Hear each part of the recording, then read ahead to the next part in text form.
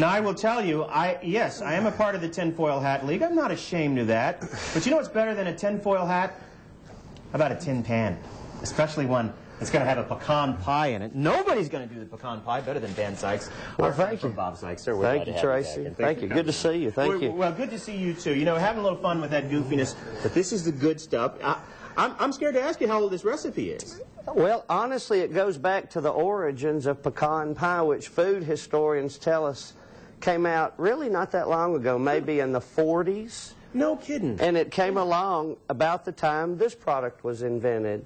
And that's a And while food historians won't give total credit for pecan pie to Cairo, yes, it's a fact that when this showed up, it went through every cookbook in America, large and small. I believe that. You know, and I was telling the truth about my grandma having Cairo syrup and being surprised I had never heard of that, because this is one of the most popular. This is one of the most popular condiments that there is in this part of the country. Oh, absolutely. I've seen very few pecan pie recipes that didn't have Cairo syrup in there. Show us how it works. I know you're going to do it for Well, it's really incredibly simple, believe it or not. We're going to mix 2 bowls with 2 different things. In this bowl, we've got our brown sugar. This is 1 pound of brown sugar. I'll go ahead and tell you now, this recipe makes 3 pies. If you want to make one, you can just kind of divide this stuff by 3.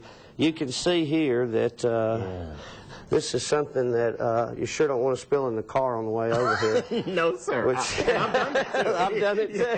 Ain't no fun. So we're going to mix our classic Cairo there and our brown sugar, and then we're going to put in just about a ½ cup of all-purpose flour, or cake flour. Right. Okay?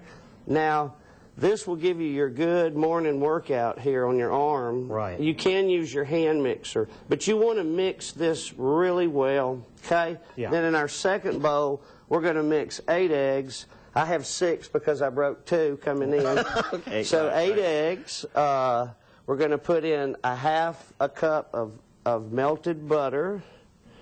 All right, see the good stuff there? That is butter. All right. And then we're going to put in our ½ cup of milk. And I've got this kind of pre-measured with these cups here. Right. All right, and then we're gonna whip this together, and we get these egg yolks broke up real nice. What we're going to do then is we're going to come back and put one of the most important ingredients.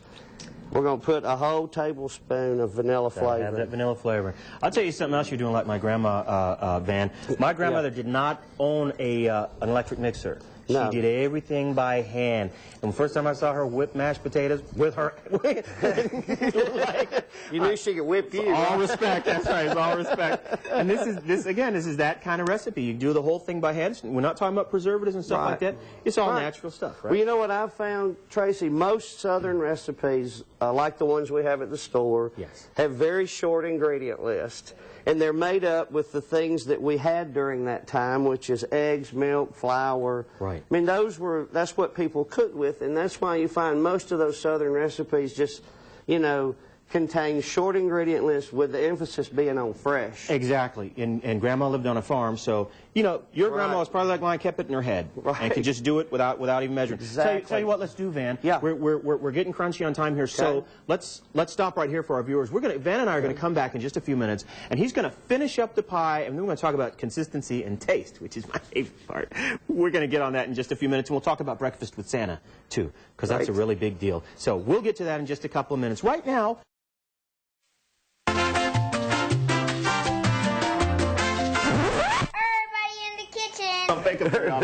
Listen, Van Sykes did what only some of our grandmothers and some other very talented people can do. He knocked out some beautiful pecan pies there. Absolutely amazing. How did they turn out? Turned out pretty well, yeah? Oh, excellent, yes. It's real simple. Bake it 350 degrees, 40 minutes, and pour the filling in with the nuts. It's time to taste. Mel, Tiff? I have my piece, and Scott has his whole pie. But we also want to remind everybody that you can have breakfast with Santa at Bob Sykes.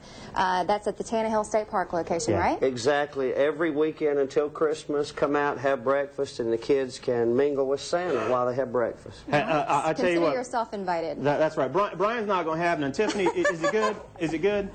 Tiffany says it's delicious. We know it is. Van Sykes, thanks for taking time with us. Thank you. We're always glad to have you. Thank you. We'll see you tomorrow. Thank you.